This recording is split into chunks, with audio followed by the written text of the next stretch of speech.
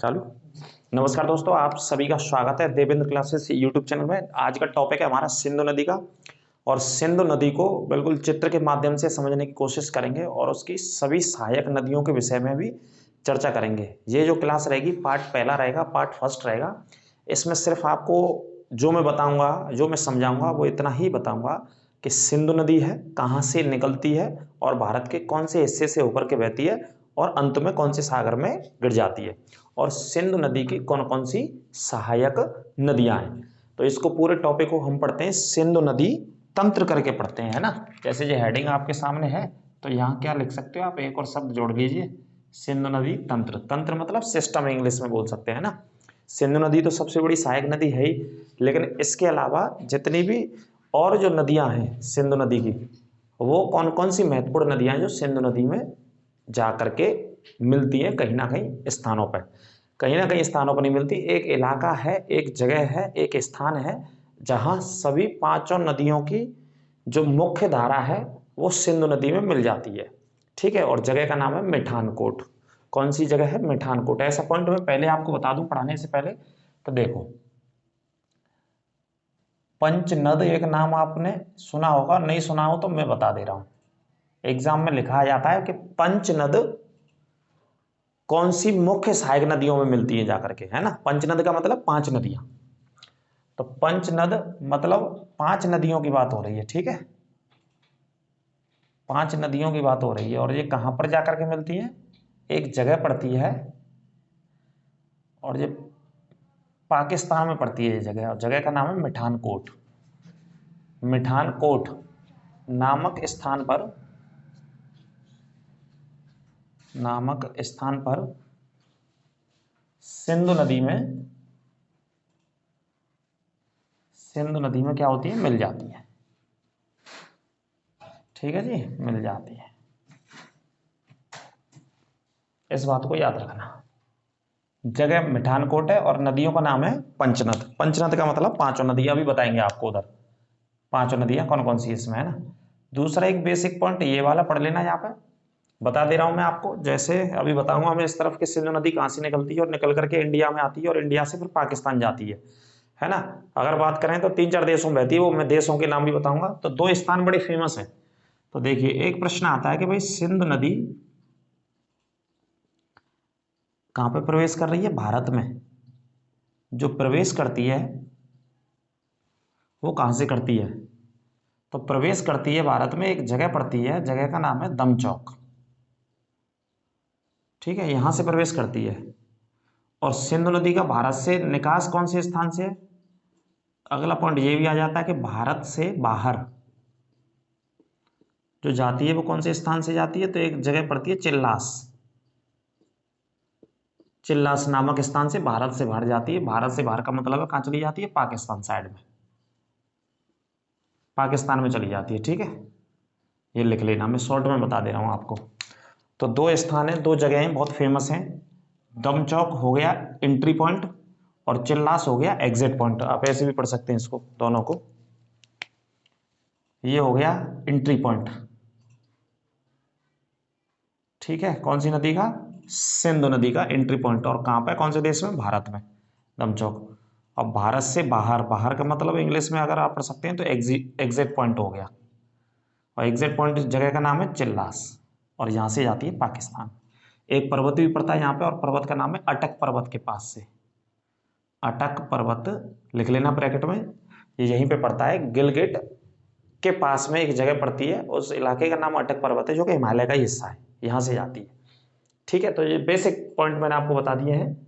और basic point बात करें, एक और लाइन लिख लो आप। पॉइंट तो बहुत है थ्योरी में भैया, अगर मैं बताऊं तो 2880 किलोमीटर बहती है।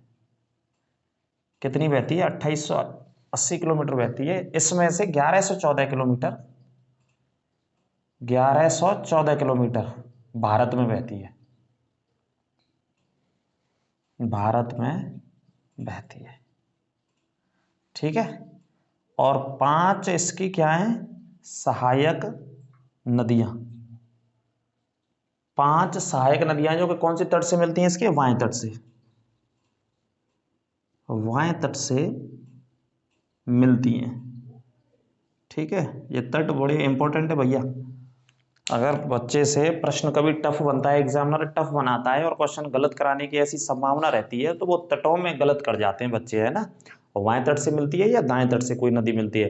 हालांकि आमतौर पर वनडे एग्जाम्स में आप सिर्फ इतना ही याद रखेंगे कि सहायक नदियां कौन कौन सी है, यहीं से आपके लिए काम चल जाएगा। या रेलवे ग्रुप डी का दो पेपर देखिए आप, या आप किसी भी वनडे एग्जाम में देखोगे तो बड़ी नदी की सिर्फ सहायक नदियां आती है, या उसका संगम पूछ लिया जाता है कि कौन कौन सी आपस में संगम में मिलती हैं, है ना। तो तट कभी कभार आता है, लेकिन उसके लिए आप तैयार रहिए, आगे की जंग के लिए तैयार रहिए कि जिससे पहले वो आपको किसी भी तरीके का क्वेश्चन बना के दे, उससे पहले आप अपने हथियारों को तैयार रखिए। कंपटीशन का नाम यही है कि उससे एक्स्ट्रा एडवांस में पढ़िए, आपके कहाँ से क्वेश्चन दे सकता है हमें वो जीएस में, है ना। तो चलिए बात करते हैं इस नदी की। नदी का नाम आज पढ़ रहे हैं हम सिंधु नदी तंत्र। तो सिंधु नदी तंत्र भाई साहब इस हिस्से से निकलती है, यहाँ से कहीं से भी निकाल लो, इस हिस्से से निकाल देते हैं हम। और ये जगह नॉर्थ है, भारत के पश्चिम में है ये जगह। कौन से हिस्से में? भारत के, सॉरी माफ कीजिए, भारत के पूर्व में ये वाली जगह, और भारत के पूर्व में तिब्बत के पठार में जगह पड़ती है। ठीक है, यहाँ पे क्या है, अगर मैं ऐसे आपको समझाना चाहूँ तो ये वाला इलाका क्या है, तिब्बत का पठार। ये वाला हिस्सा क्या है, यहाँ पे तिब्बत का पठार है। ठीक है, और तिब्बत का पठार या तिब्बत वाला जो हिस्सा है वो चाइना के अंतर्गत आता है। कौन से देश के अंतर्गत आता है? चीन के। तो कई बार बच्चे पूछते हैं कि भैया हमारे साहब ये बताओ कि तिब्बत से निकली कि चीन से निकली नदी, है ना।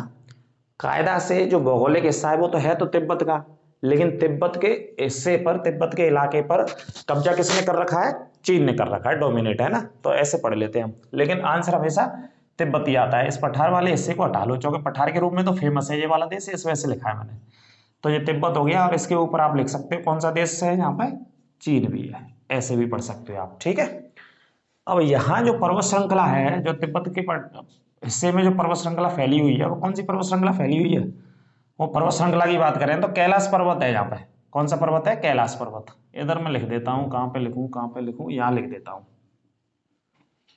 कैलाश पर्वत श्रृंखला। सारी चीज मैं आपको बता के चलूंगा, जितने भी क्वेश्चन अभी तक एग्जाम में पूछे गए वो सभी यहीं से क्लियर हो जाएंगे।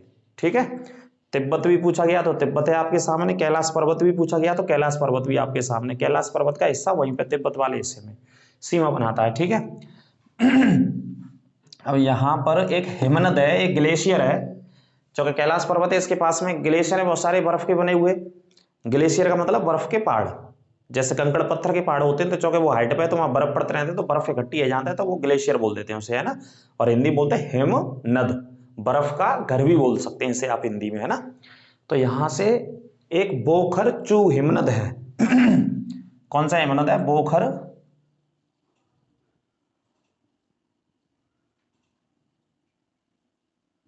हिमनद। मैं बोल भी रहा हूं साथ साथ, है ना, अगर दिखाई नहीं दे रहा हो तो कोई दिक्कत नहीं, मैं बोल रहा हूं बोखर। याद रखना, बोखर के नाम से ये हिमनद है, ये ग्लेशियर है। किस नाम से? बोखर के नाम से ये ग्लेशियर है, बहुत फेमस। ठीक है, और बोखर को भी याद रखिए, लेकिन इसके अलावा एक और ग्लेशियर पढ़ लेते हैं, चेमाया युंगडुंग ग्लेशियर, बड़ा फेमस है। चेमाया युंगडुंग ग्लेशियर बहुत बड़ा ग्लेशियर है, उसी के अंतर्गत आता है ये बोखर चू हिमनद। यहीं से उत्पत्ति होती है सिंधु नदी की। कौन सी नदी की उत्पत्ति होती है? यहाँ से सिंधु नदी की उत्पत्ति होती है यहाँ से। ठीक है, अब यहां से उत्पत्ति होने के बाद सिंधु नदी इस तरीके से प्रवेश करती है भारत में। ठीक है, कहां प्रवेश करती है? भारत में प्रवेश करती है। भारत के मतलब कैलाश पर्वत पढ़ लो, या बोखरचू हिमनद पढ़ लो, या पढ़ लीजिए तिब्बत। सारी कंडीशंस आपके सामने। यहां से निकलने के बाद कौन सी दिशा में बह रही है जी? अपने में पश्चिम दिशा में बहती है नदी, पश्चिम दिशा में बहते हुए अब यह भारत में प्रवेश कर रही है। भारत में जब ये यहाँ प्रवेश करती है, जैसे ऐसे करके हम प्रवेश ऐसे करा देते हैं, तो इस तरीके से बहती है ये। ठीक है, अब भारत में जब प्रवेश करती है तो मैंने जगह का नाम बताया, भारत में कहाँ पे प्रवेश कर रही है अभी बताया जगह का नाम। भारत में कौन से स्थान से प्रवेश करती है? दमचौक। जगह का नाम क्या पड़ता है यहाँ पे? दमचौक पड़ती है एक इलाका। ऐसे अगर मैं इन्हें मिला दूं आपको समझाने के लिए, तो जो प्रवेश कर रही है वो कौन से स्थान से? दमचौक से इंडिया में प्रवेश करती है। ठीक है, और यहां से पहले कहां बह रही है जे? भारत के बाहर बह रही है अभी तक, ध्यान रखिएगा। टोटल 2880 किलोमीटर बहती है, वो भारत के बाहर बहती है। और फिर पाकिस्तान चली जाती है तो वो तो भारत के बाहर जोड़ी जाएगी पूरी की पूरी लंबाई, लेकिन जो इंडिया में बह रही है सिर्फ वो 11 से 14 किलोमीटर है, सिर्फ और सिर्फ। ठीक है, वो मैं बता दूंगा, इधर लिख भी रखा है मैंने आपको समझाने के लिए। तो दमचौक क्या हो गया, इसका एंट्री पॉइंट हो गया दमचौक। ठीक है, यहां से प्रवेश कर रही है। अच्छा, अब भूगोल में आ जाओ। जो कि हिमालय पर्वत श्रृंखला की 4 पर्वत श्रेणियां हैं हमारी, और 4 पर्वत श्रेणियों में हम पढ़ते हैं कौन कौन सी को, एक ट्रांस हिमालय को पढ़ते हैं, बृहद हिमालय को पढ़ते हैं, लघु हिमालय को और शिवालिक हिमालय को। जो 4 पर्वत श्रेणियां हैं पढ़ने के लिए हिमालय को वैज्ञानिकों ने 4 आधार पर बांट दिया हमारे देश में, इजीली उसे सरलतम रूप देने के लिए। इनमें से जो लद्दाख वाला क्षेत्र है वहां पे एक लद्दाख श्रेणी है जो हिमालय का हिस्सा है, और एक है जास्कर पर्वत। प्रश्न आता है कई बार कि जो सिंधु नदी है भारत में, वो कौन सी 2 पर्वत श्रृंखलाओं के बीच में प्रवेश करती है, या कौन सी पर्वत श्रृंखला को काटते हुए भारत में बहती है, या भारत के किसी भी हिस्से में बहती है। हिस्सा कोई नहीं है, हिस्सा कौन सा आपको दिख रहा है मानचित्र के माध्यम से। इसी वजह से मैंने थोड़ा मानचित्र बनाया है कि नदी तो आप पढ़ ही रहे हैं, मानचित्र के माध्यम से समझ भी जाएंगे कौन से हिस्से में बह रही है। ठीक है, वैसे भी पढ़ा देता मैं इसको। तो देखिए, एक लद्दाख श्रेणी और एक जास्कर, इन दोनों के बीच में आती है जी। तो यहां पर आप देख ही रहे हैं, यहां मैं श्रेणी और लिख देता हूं तो बात खत्म हो गई हमारी। ठीक है, ऊपर क्या है इसके, लद्दाख श्रेणी, और इसके दक्षिण में क्या है नदी के में, जास्कर श्रेणी। यहां पर जो एक इलाका है वो कौन सी श्रेणी का है, जास्कर श्रेणी का। तो लद्दाख और जास्कर के मध्य में प्रवेश करती है। ठीक है, ये पॉइंट छाप लेना और नोट कर लेना भैया, बड़े बड़े एग्जाम्स में पूछा गया है कि सिंधु नदी भारत में कौन सी 2 श्रेणियों के मध्य में आती है। तो लद्दाख और जास्कर के में। अगर आपसे ये पूछा जाए कि लद्दाख कहाँ है तो वो उत्तर में है, और जास्कर कहाँ है, सिंधु नदी के दक्षिण में है।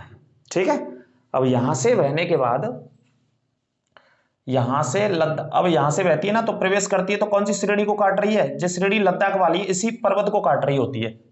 जो लद्दाख वाला हिस्सा है ना पहाड़ी, उसी पहाड़ी में होकर के बह रही है, उसी पहाड़ी को काटती है। प्रश्न ये भी आता है कि कौन से पहाड़ी को काटते हुए कश्मीर में बहती है, तो लद्दाख श्रेणी को काटते हुए कश्मीर में बहती है ना।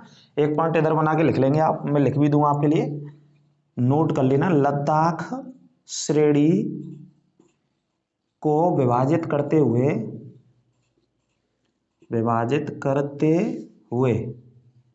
सिंधु नदी बहती है।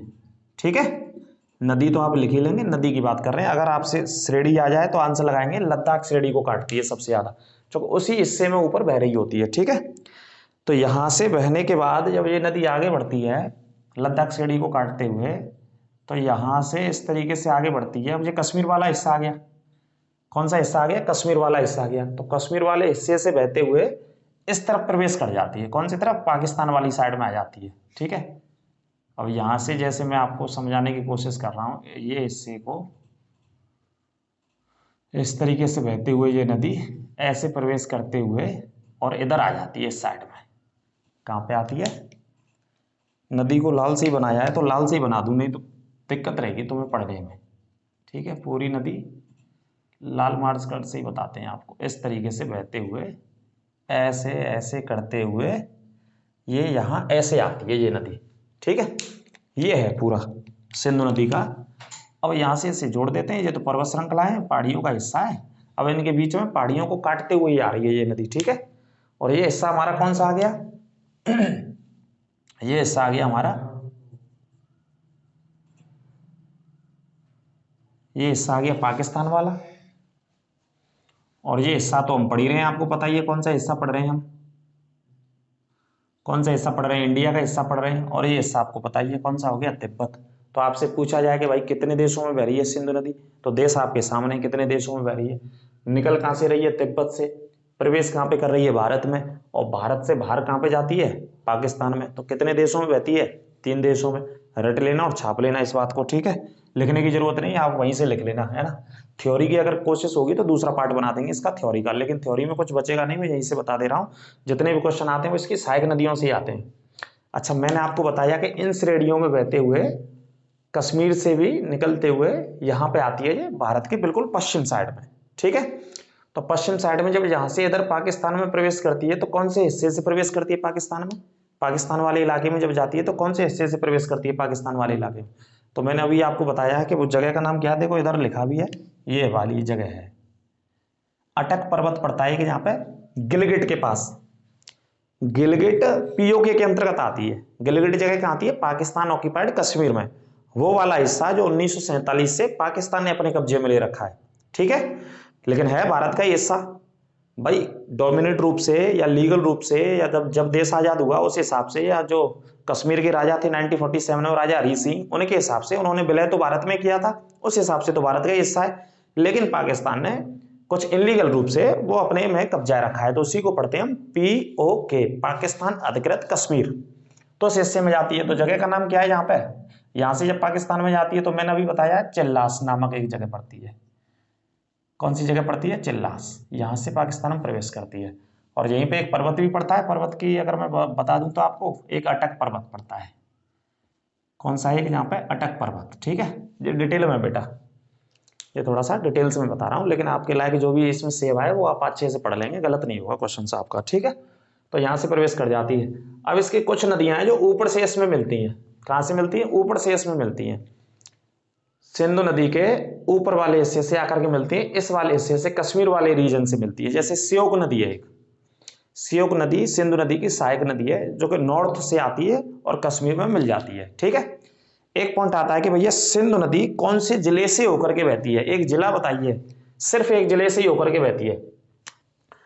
तो लद्दाख कौन से जिले के अंतर्गत आता है? लद्दाख श्रेणी या लद्दाख की अगर बात करें तो लेह जिले में आता है। लद्दाख जिले के हिसाब से डिस्ट्रिक्ट कौन सा है? लेह जिला।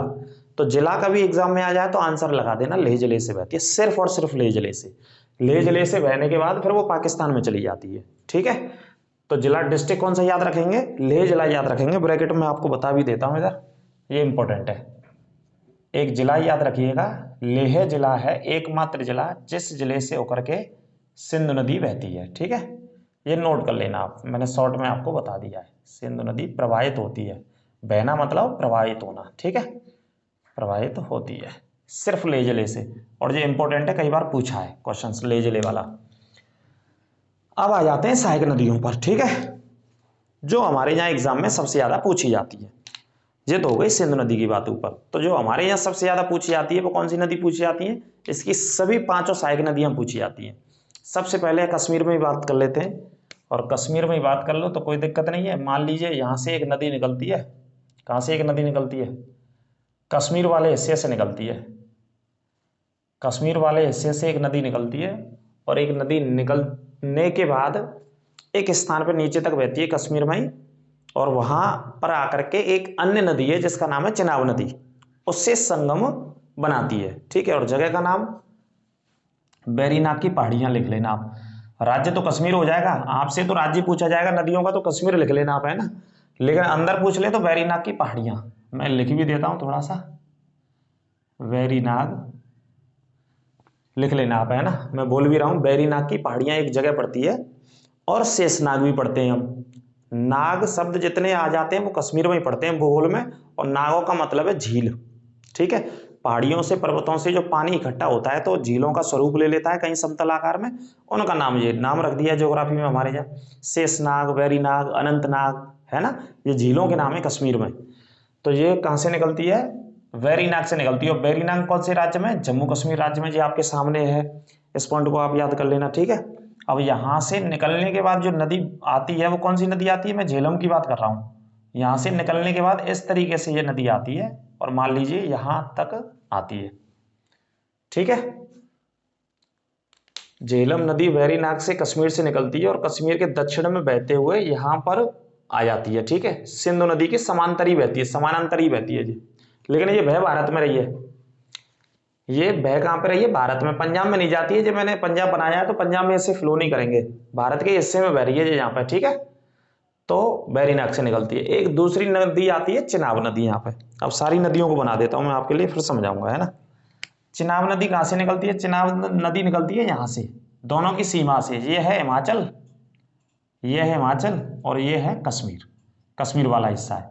तो यहाँ से निकलती है, और यहाँ से निकलने के बाद चिनाब नदी इस तरीके से बहते हुए सीमा में ऐसे आती है, और यहाँ पे संगम बना लेती है, ठीक है। किससे संगम बनाती है? झेलम से ही संगम बनता है पहले, इससे संगम नहीं बनना है पहले। अब अभी जो सिंधु नदी मैंने आपको बताई है, सिंधु नदी से कोई संगम नहीं बनना है अभी, तो इनका संगम आपस में मिलता है। सिंधु नदी को तो मैं आपको बताऊंगा कि सिंधु नदी थोड़ा सा नजदीक ले लेते हैं, यहाँ तक, है ना। तो ये आपस में यहाँ पे मिल गई ये दोनों नदी, ठीक है। और नदी कौन सी निकली है यहाँ से, नदी का नाम चिनाब, चिनाब नदी। और ये वाली कौन सी नदी थी, झेलम नदी, ठीक है। यही क्वेश्चन आपके लिए पूछे जाएंगे। और जगह का नाम क्या है, यहाँ से जो चिनाब नदी निकलती है, जगह का नाम आप लिख लेना, ऊपर लिख देता हूँ, बाड़ा लाचा दर्रा, बाड़ा लाचा दर्रा। ये सीमा पे बाड़ा लाचा दर्रा, कश्मीर की पे और हिमाचल प्रदेश की सीमा पे, इसी दर्रे से ये नदी निकलती है। कौन से दर्रे से निकलती है, इसी दर्रे से निकलती है, ठीक है जी। अब बात करते हैं कौन सी नदी की, रावी नदी की। अगली नदी कौन सी आती है, क्रम से अगर आप चल रहे हैं तो रावी नदी आएगी क्रम से, ठीक है। और रावी कहाँ से निकलती है, रोहतांग दर्रे से। रावी नदी कहाँ से निकलती है, रोहतांग। और रोहतांग कहाँ है, हिमाचल प्रदेश में, यहाँ से निकलती है रावी नदी, ठीक है। और रावी नदी यहाँ से निकलने के बाद जगह का नाम अगर मैं आपको बताना चाहूँ तो आप जगह का नाम लिख सकते हैं रोहतांग, रोहतांग दर्रा, है ना। थ्योरी में बता दूंगा। यहाँ से निकलने के बाद आती है और पंजाब के एक हिस्से से, ऊपरी हिस्से से होकर के यहीं आती है और यहाँ पे मिल जाती है। ये सभी आपस में मिलती हैं, पहले संगम बना लेती हैं सिंधु नदी में जाने से पहले। और नदी का नाम हो गया रावी नदी, ठीक है, लिख लेना। कहाँ से, रोहतांग दर्रे से। अब इसी दर्रे से एक और नदी निकलती है, ब्यास नदी निकलती है, सेम पॉइंट से निकलती है। ये तो ऐसे गई यहाँ तक और ऐसे होते हुए यहाँ पे मिली। अब सेम स्थान से मान लीजिए, अब दूसरा स्थान क्या बताऊँ, यहीं से निकलती है और नदी यहाँ से निकलने के बाद पंजाब में यहाँ पे आती है, ठीक है। और नदी का नाम है ब्यास नदी। कौन सी नदी है, ब्यास नदी। तो रावी और ब्यास दोनों एक ही जगह से निकलते हैं और एक ही जगह में हिमाचल से निकलते हैं और हिमाचल में रोहतांग दर्रे से निकलती है, ठीक है। दोनों एक ही जगह से, रावी उसके ऊपर होकर निकल जाती है, ब्यास उसके नीचे से बहती है और नीचे से प्रमुख पंजाब से होकर के बहती है। अब आ जाते हैं एक और नदी पर भाई साहब, इसे थोड़ा सा यहाँ तक हटाते हैं, ये बनाया मैंने आपको समझाने के लिए, ऐसे करके इसे ले लेते हैं नीचे। अब यहाँ से एक झील है और उस झील से निकलती है एक और नदी, ठीक है। और झील का नाम है आपका राकस ताल, ठीक है। राकस ताल क्या है, झील है जी। झीलों को क्या बोलते हैं, ताल भी बोलते हैं। ताल शब्द जो इस्तेमाल होता है वो उत्तराखंड में सबसे ज्यादा होता है, लेकिन ताल कहीं पर मिल जाए तो ताल का ताल का मतलब झील समझिएगा आप। कौन सा समझिएगा, झील समझिएगा, ठीक है। तो यहां से एक नदी निकलती है और इससे ऊपर जो पढ़ते हैं वो क्या पढ़ते हैं, मानसरोवर भी पढ़ लेते हैं कई बार। यहां पे आप लिख लोगे मानसरोवर, ठीक है, मानसरोवर भी लिख लीजिए। तो राकसताल झील से यहां से नदी निकलती है और यहां से निकलते हुए ऐसे बहती है और यहाँ पे संगम बनाती है ये दोनों नदियां। और नदी कौन सी निकाली है हमने राकसताल से, नदी हमने राकसताल से निकाली है, नदी का नाम है सतलज। कौन सी नदी है जी, सतलज, ठीक है जी। सतलज नदी की उत्पत्ति कहाँ से होती है, तो ध्यान रखना राकसताल से होती है या मानसरोवर, कोई भी पॉइंट आ जाए तो दोनों आंसर लगेगा। लेकिन 99% 99% जब जब ये नदी पूछी गई है तो जगह का नाम राकसताल। ये भी कहाँ है, तिब्बत में ही स्थित है ये भी इलाका, ठीक है। कहाँ पे स्थित है, तिब्बत में। ये थोड़ा ऊपर से निकलती है सिंधु नदी, सतलज उसके थोड़े से नीचे से निकलती है, ठीक है। लेकिन है दोनों जगह कहाँ है, तिब्बत में ही है। आई बात समझ में। तो मानसरोवर। अब ग्लेशियर में अगर कहूँ पढ़ लें तो कि भाई ग्लेशियर बता दो भैया गुरुजी हमें, कौन से बर्फ वाले हिस्से से निकलती है, क्योंकि जितनी भी नदियां निकल रही हैं वो सब ग्लेशियर से निकल रही हैं, बर्फ के पहाड़ों से निकल रही हैं। तो ग्लेशियर का नाम है चेमाया युंगडोंग ग्लेशियर, उसे पढ़ लेंगे, ठीक है। तो लेकिन सबसे इंपॉर्टेंट जो बात है वो है राकसताल। यहाँ पे राकसताल सबसे ज्यादा आता है, इस बात को रट लेना आप। सतलज नदी कहाँ से, राकसताल से। या राकसताल 1% नहीं आया तो मानसरोवर आता है फिर, है ना। मानसरोवर झील भी झील के रूप में पढ़ते हैं इसे, ठीक है। तो यहाँ से ये नदी निकली और तिब्बत के पठार से बहते हुए भारत में प्रवेश किया। भारत में प्रवेश करके कहाँ पे जाती है, ये पंजाब में जाती है। पंजाब में जाती है, मैंने थोड़ा सा नीचे से बता दिया, लेकिन ये हिमाचल प्रदेश से होते हुए जाती है। थोड़ा सा समझा दूं मैं आपको, हिमाचल से ही होते हुए जाती है वैसे ये नदी। यहां से इस तरीके से आती है और हिमाचल में प्रवेश करती है। और हिमाचल में प्रवेश करने के बाद इस नदी को थोड़ा सा मैं यहां से हटाऊं, मानचित्र में यही रहता है ना। थोड़ा सा इस नदी को और नजदीक से ले लूं, हिमाचल में प्रवेश करते हुए यहां पे पंजाब में जाती है, ठीक है। तो ये नदी सतलज कहां पे प्रवेश करती है, सबसे पहले हिमाचल में प्रवेश करती है। और हिमाचल में जहां प्रवेश करती है जिस पॉइंट पे प्रवेश करती है उस जगह का नाम है शिवकिला दर्रा। शिवकिला दर्रा से प्रवेश करती है कौन सी नदी प्रवेश करती है? सतलज नदी प्रवेश करती है। सतलज की मैं बात कर रहा हूं, ठीक है। और एक पॉइंट आपके लिए ये भी बन गया कि शिवकिला दर्रा कौन से राज्य में स्थित है? हिमाचल प्रदेश में स्थित है। तो शिवकिला से प्रवेश करते हुए हिमाचल में 300 या 250 किलोमीटर बहते हुए किसके बराबर में बहती है? 250-300 किलोमीटर। उसके ऊपर कौन सी नदी बह रही है? ब्यास के बराबर ही तो बह रही होगी, ब्यास ही बह रही है बातें ऊपर। ब्यास और सतलज बराबर में बहते हैं। बराबर का मतलब बिल्कुल नजदीक ना बह रही, बहुत किलोमीटर के अंतराल पर, लेकिन समानांतर बहती है, ठीक है। समानांतर बहते हुए पंजाब में आती है और पंजाब में एक स्थान पर यहाँ पर मिल जाती है और पंजाब में बनाती है संगम। पंजाब में दोनों नदियां क्या बनाती हैं? संगम। और संगम का नाम है हरके बैराज। हरके बैराज संगम का नाम है, ठीक है। और ये कहाँ पे? पंजाब में। और कौन कौन सी संगम बनाती हैं दोनों नदियां? एक सतलज और एक ब्यास। ये दोनों नदियों का बहुत इंपॉर्टेंट संगम होता है, ठीक है। और यहाँ से फिर एक नहर निकाली जाती है और वो नहर इस वाले हिस्से में नीचे आकर के इस तरीके से बहती है, नहर जो निकाली जाती है यहाँ से, ठीक है कि नहीं भाई साहब? दोनों नदियों के संगम से एक नहर आती है और नहर इस तरीके से पंजाब से नीचे आती है। अगर मानचित्र देखेंगे तो पंजाब से नीचे कौन से राज्य में आ रही है? ये मान लीजिए ये पंजाब वाला हिस्सा हो गया हमारा, ये कौन सा हिस्सा हो गया? पंजाब। यहाँ पे हो गया संगम। और पंजाब से नीचे क्या है? पंजाब से नीचे है राजस्थान। भारत का मानचित्र आप देखेंगे तो ये भारत की सबसे लंबी नहर निकाली गई है और नहर का नाम है यहाँ पे इंदिरा गांधी नहर, जो कि क्या है? भारत की सबसे लंबी नहर है इंदिरा गांधी नहर भारत की। कौन से राज्य के लिए निकाली गई है? राजस्थान के लिए निकाली गई है। राजस्थान के कितने जिलों में बहती है? राजस्थान के 11 जिलों में बहती है, ठीक है। 11 जिलों में बहती है, जो कि भारत की सबसे लंबी नहर है। कौन से संगम से? सतलज और ब्यास, दोनों का पानी मिलता है, वहां से ये निकाली गई है। जो कि राजस्थान आप जानते हैं, राजस्थान कहने का मतलब भारत का सबसे बड़ा जो रेगिस्तान है वो राजस्थान में ही है। भारत के पश्चिमी हिस्से में बरसात तो ना के बराबर ही होती है, 15 सेंटीमीटर के आसपास होती है या 150 मिलीमीटर के आसपास होती है, मिलीमीटर में पढ़ेंगे तो। इस वजह से वहाँ शुष्क वनस्पति रहती है, पानी का अभाव है वहां पे। तो सरकार ने दोनों नदियों से, पंजाब से ही एक नहर निकाल दी, नहर का नाम इंदिरा गांधी नहर रखा और राजस्थान के जिलों में ये सिंचाई करती है, जो कि पाकिस्तान की सीमा से लगे हुए हैं। जैसे जिसमें श्रीगंगानगर है या हनुमानगढ़ है या बीकानेर की बात करें या जैसलमेर की बात करें, जो सीमावर्ती इलाके हैं जिनमें सबसे ज्यादा धूल पाई जाती है आमतौर पर, है ना, उन जिलों के लिए। आई बात समझ में? अब इसके बाद क्या होता है कि ये सभी नदियों का संगम यहाँ पे हो रहा है और इसके बाद यहां से एक नदी जो निकलती है, कौन सी की बात कर रहे हैं हम? सतलज नदी की बात कर रहे हैं। ये सतलज है। कहां से निकल रही है? यहाँ से निकल रही है ये सतलज। तो सतलज यहाँ संगम बनाती है पंजाब में और जहां से आते हुए यहाँ पर सतलज भी मिल जाती है। तो ये सारी नदियां भी मिल गई और नीचे से सतलज भी मिल गई। जगह का नाम है मिठानकोट। मिठानकोट जगह का नाम है, यहाँ पे संगम होता है, ठीक है। देख लेना थोड़ा सा आप, कोई दिक्कत नहीं है, कोशिश करिए ये मानचित्र के माध्यम से बताने की कोशिश करिए मैंने, क्योंकि और भी चीज मुझे बतानी थी, नहीं सामान्य भी बता देता मैं इस नदी को आपको वैसे भी। और यहाँ से आपको पता ही है ये नदी आगे चल करके कहाँ गिर जाती है? इधर गिर जाती है। और यहाँ पे कौन सा सागर है? यहाँ पे जो गिरती है ये नदी, जो गिरती है वो सागर है भाई साहब यहाँ। और सागर आपको पता होना चाहिए कौन सा सागर है भैया? सागर है यहाँ पे अरब सागर। अरब सागर में है ना। और ये मिठानकोट कहाँ पे पड़ता है? पाकिस्तान में पड़ता है भैया। और पाकिस्तान के कौन से हिस्से में पड़ता है? ये कराची के पास में एक जगह है, कराची के पास में। पाकिस्तान का एक शहर कराची है, जैसे हमारे यहाँ का मुंबई है। मुंबई जितना फेमस है आर्थिक राजधानी, उसी हिसाब से कराची बहुत फेमस है पाकिस्तान के अंदर। तो कराची के हिस्से से होते हुए मिठानकोट एक जगह पड़ती है, एक इलाका पड़ता है, वहीं पर क्या होती है? ये सारी सहायक नदियां मिल जाती हैं और उसके बाद सिंधु नदी अरब सागर में गिर जाती है, जो कि भारत के कौन से हिस्से में?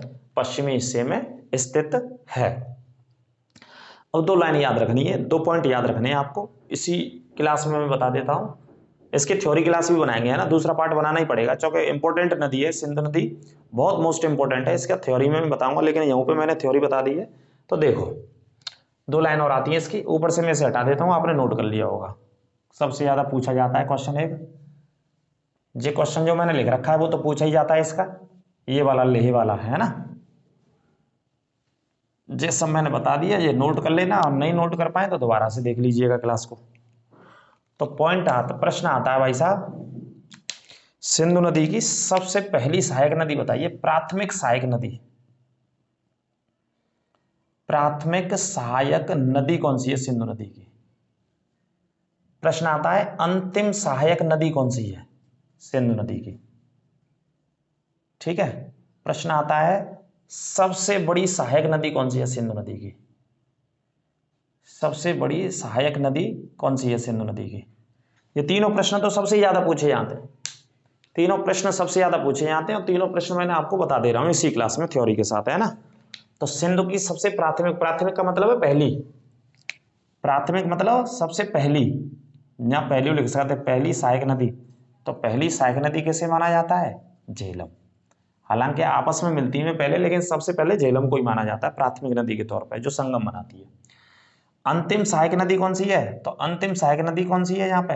अंतिम सहायक नदी यहाँ पे सतलज, राकसताल से निकलते हुए पंजाब, हिमाचल सिपकिला दर्रे में आती है, सिपकिला दर्रे से पंजाब में, और पंजाब के बाद संगम के नीचे ही मिलती है जाकर के। तो सबसे अंतिम सहायक नदी कौन सी हो गई? सतलज नदी हो गई। अब प्रश्न आता है कि सबसे बड़ी सहायक नदी बताओ। तो सबसे बड़ी सहायक नदी है इसकी, दूसरे से ही बताएंगे आपको, सबसे बड़ी सहायक नदी है चिनाब नदी। कौन सी नदी है? चिनाब नदी। सबसे बड़ी सहायक नदी, अंतिम सहायक नदी, सबसे पहली सहायक नदी। ठीक है, ये तीनों प्रश्न सबसे ज्यादा एग्जाम में इस नदी को लेकर के पूछे गए हैं। कौन सी नदी को लेकर के पूछे गए? सिंधु नदी को लेकर के। ये तीनों पॉइंट तो आप रट लेना बेसिक तौर पे, है ना। और सिर्फ मैंने एक जिला भी बता दिया, कौन से जिले से बहती है? लेह जिले से ये नदी फ्लो करती है या बहते हुए बहती है। बाकी की आपके सामने है। निकलती कहां से है? निकलने का भी जगह मैंने आपको बता दिया है, कैलाश पर्वत भी आ सकता है। उत्पत्ति का स्थान क्या है इसका? कैलाश पर्वत। कैलाश पर्वत के अलावा क्या आ सकता है? तिब्बत। ठीक है, तिब्बत का पठार। या इसके अलावा क्या आ सकता है, जो मैंने अभी जगह बताई है आपको, बोखर चू हिमनद। ये ग्लेशियर है एक इस नाम से, यहां से इसकी उत्पत्ति होती है। उत्पत्ति में आप बहुत सारे फैक्ट पढ़ सकते हैं, कोई दिक्कत ना है, क्योंकि सब तरीके से ये दे रखा होता है ना। आप पढ़ सकते हैं, इसका कोई विवाद का विषय नहीं है इसमें। और पांचों नदियां इसकी सहायक हो गई। जगह मिठानकोट पाकिस्तान में मिली जा रही है जी आपको, है ना। और भारत के कहां पे बहती है? बिल्कुल, अगर पॉइंट एक और प्रश्न सुनो, प्रश्न तो बहुत बन जाएंगे नदी से। भारत के कौन से हिस्से में बह रही है?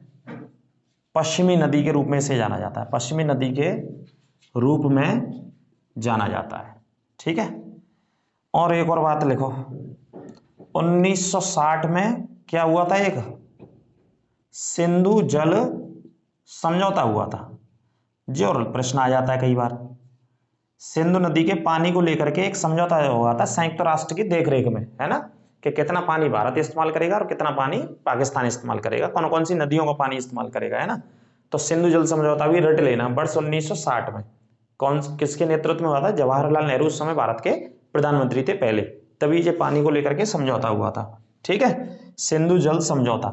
मैंने इतना पानी पढ़ाया, इतना पानी पढ़ा रहा हूँ, इतनी नदियां पढ़ा रहा हूँ कि जो हमारे स्टूडियो में बैठे हैं वो लगातार पानी पी रहे हैं। इसी चक्कर में किमाड़ साहब पूरे नदियों की बात कर रहे हैं, कभी पंजाब में झेलम नदी आ गई, कभी व्यास नदी आ गई। तो हमारे स्टूडियो में जो हमारे एक्सपर्ट बैठे हैं उन्हें धुआंधार प्यास लग रही है भैया, और पानी पी रहे हैं खूब धुआंधार। तो जी क्लास भैया पढ़ाने की कोशिश करिए हमने सिंधु नदी, और बताने की कोशिश करिए। एक बार, दो बार, तीन बार, चार बार देख लीजिएगा इसे और बना लीजिएगा। सेकंड और क्लास इसकी मुझे पढ़ानी पड़ेगी, क्योंकि उसमें और बहुत सारे फैक्ट्स मैं बताऊंगा।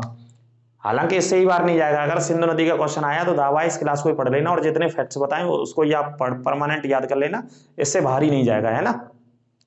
क्योंकि 5 इसकी बहुत महत्वपूर्ण सहायक नदियां हैं, इस वजह से थ्योरी पढ़ानी पड़ेगी मुझे, है ना। सतलज के बारे में, झेलम के बारे में, रावी के बारे में, ब्यास के बारे में, इन सारी नदियों के बारे में मैं पढ़ाऊंगा थ्योरी से, कि कौन सी नदी कौन से राज्यों में बह रही है, कौन से दर्रे में प्रवेश कर रही है, कौन कौन से बांध स्थित हैं नदियों पर। डैम्स बहुत आते हैं, परियोजना बहुत आती हैं। यहां मेरा उद्देश्य सिर्फ सहायक नदियों को बताने का था और जगहों को बताने का था, कि कौन सी जगह से निकल रही है, कौन से स्थानों से निकल रही है। ठीक है, तो ये सिंधु नदी था, बाकी का मैंने बताया भी है। और क्वालिटी में आपको क्लास कैसे देखनी, क्वालिटी बढ़ाकर, लास्ट बता रहा हूँ, पहले बताना चाहिए था, क्वालिटी बढ़ा करके देख लिया करो। कई बार आपको साफ नहीं दिखते हैं तो अच्छा है ना, कई बार बच्चे कहते हैं कि कैसे देखें, तो एडवांस सेटिंग ऑप्शन आता है वीडियो में जाकर के, एडवांस सेटिंग से जाकर के क्वालिटी बढ़ाइए और वहां से साफ साफ देख लीजिए, बिल्कुल क्लियर दिखेगा। क्लास कैसी लगी आपको, और कोई समस्या हो तो कमेंट बॉक्स के माध्यम से अवश्य बताएंगे। अगली क्लास में इसी की पार्ट सेकंड थ्योरी पढ़ाएंगे बहुत अच्छे से, उसमें आपसे मुलाकात करेंगे। तब तक के लिए आप मस्त रहिए, सुरक्षित रहिए और खुश रहिए। नमस्कार।